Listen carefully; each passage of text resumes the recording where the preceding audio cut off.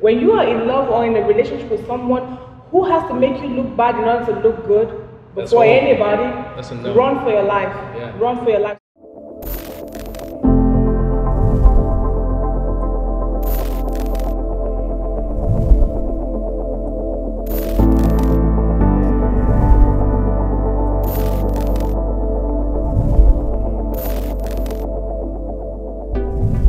Hey guys, welcome to Raw Talks. My name is David Mac Jones, and today again I have my aunt back again for more relationship talk. You know, the last couple of episodes that I had her was been amazing. Phenomenal. I know, right? I think I'm enjoying this.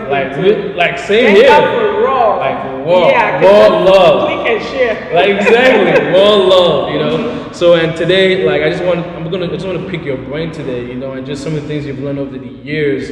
You know, we're still in 2018. 2018 is still new. And what are some things that we can focus in when it comes to creating love and relationships in a raw way? You know, making it real, making it authentic, making it whole. You know, what are some things that you want us to really focus on this year? I think I'd like to start by saying the bedrock of any successful relationship is love. So my first advice would be let love win. Yeah. When you see love, you recognize it as love, as real love. Let it win. Yeah. Ride with it. And know that real love may not be perfect, but it can create perfection. Yeah. You know, so someone who loves you as you are, don't let that go just because they're not perfect. Yeah. Because when you see real love, it's usually hard to find. Yeah. It's not impossible to find it over and over again, but when you see it and you discern it, discipline yourself enough to know that this is love and pursue it if you have to. Commit to it if you have to, but let love win. When love wins, we have healthy relationships.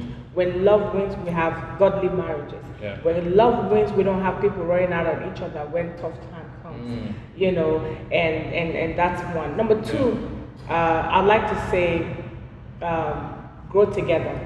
Go together, yeah, it's true. People who grow together stay together. Support and people who grow apart stay apart.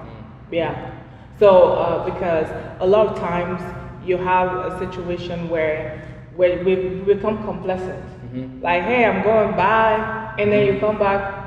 How was your day? You don't care. Do stuff together. Impute into one another, and make sure that you're growing together. If you grow apart, you go in different directions, and when you grow apart, you're definitely going to stay, apart. And for those of you who are still searching for relationships, when you're making choices, there's something that I have to sound. Actually, I won't say more than this after now. But character. Choose based on character. And one of the things I tell people, especially now in the body of Christ, in churches, is the fact that you getting in love, falling in love with a backslider. And I'm saying to you, if they can get bored, they will say, taste and see that the Lord is good. If someone can get bored with Jesus, how about you? How much more you? How much more you? Yeah. You who is already flawed. Yeah. As a That's human not perfect, being, if someone can take offense with a perfect God, how much more you? Yeah. So the love of a man or a woman for God, because perfect love that casts out all fear is the agape love, is the unconditional love, that's the enduring love.